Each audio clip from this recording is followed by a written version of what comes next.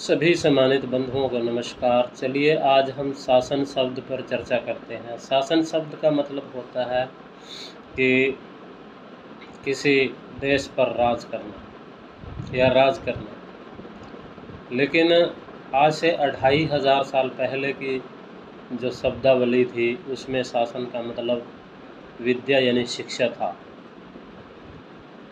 समय के साथ साथ शब्दावली में परिवर्तन आता रहता है और आज यदि हम शासन की बात करें तो शासन का मतलब राज करना होता है। इसी से अनुशासन शब्द बना। अनु प्लस शासन, इसकी संधि करते हैं तो अनु प्लस शासन। अनुशासन का मतलब हुआ, अनु मीन्स अनुकरण, अनुसरण और शासन मीन्स विद्या, यानी शिक्षा के साथ साथ चलना, उसको फॉलो करना, उसका अनुसरण करना।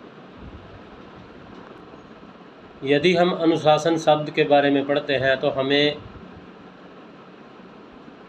जो शब्द सामने आते हैं उनमें सबसे पहले नियंत्रण और दूसरा होता है नियमबद्ध आचरण। और जब अनुशासन शब्द की डेफिनेशन पढ़ते हैं तो शब्द सामने आता है। अनुशासन का अर्थ है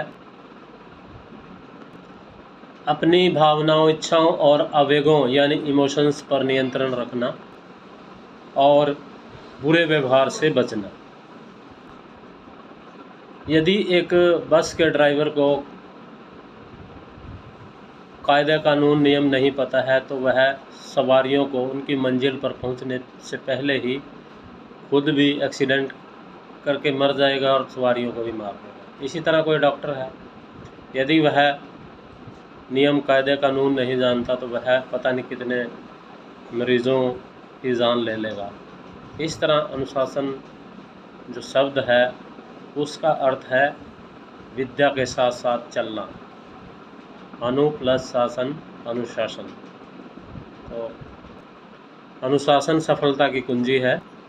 अनुशासन जीवन जीने के लिए एक ज़रूरी गुण है जो व्यक्तियों को उनके लक्ष्य तक, उनकी मंजिल तक पहुंचने में बहुत ही कारगर साबित होता है। समस्याओं को हल करने, सफल और सुखी जीवन जीने में मदद करता है। कोई व्यक्ति जितने नियमों का पालन करता है वह उतना ही सुखी होता है,